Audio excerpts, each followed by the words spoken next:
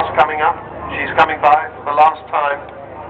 So we'll see her come by at 300 feet, and then we'll see the coals poured on, and maybe we'll hear that famous Vulcan howl of the 4 Rolls-Royce Olympus engines. But here she is. She does exist, and isn't she just fantastic?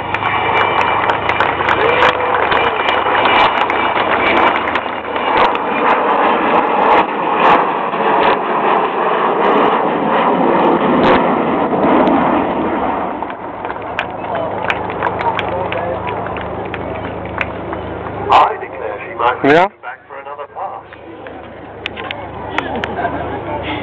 Because that certainly wasn't. How was that? Power. Was it good?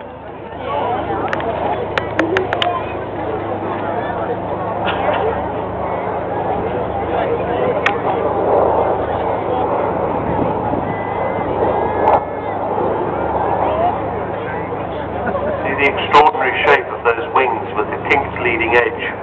The original Vulcan had a straight leading edge, but this was much more efficient and caused and sorted out some problems with handling and stability.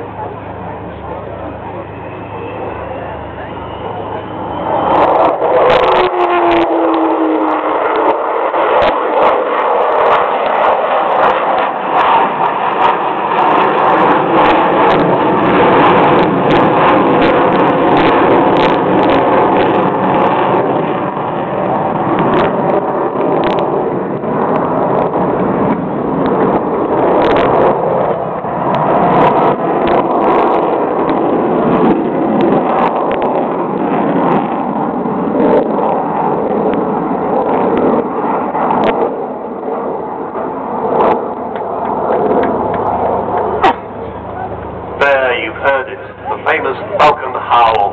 No other aeroplane makes that extraordinary sound. And there she is, spiralling away, going back home now.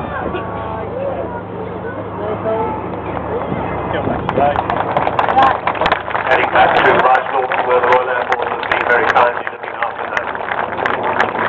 And I can hardly believe it. She really got to go. She'll be doing all sorts of displays this year. Waddington, for instance, she's even going on to the continent. Next week she's going to Vulcan in the Netherlands. She may be going to Belgium at the end of the year to sunny Col. There's been all sorts of other shows here in Britain. So wonderful to see the Vulcan. Well, we're running up now as the Vulcan departs to the finale of today at Cosford, which is the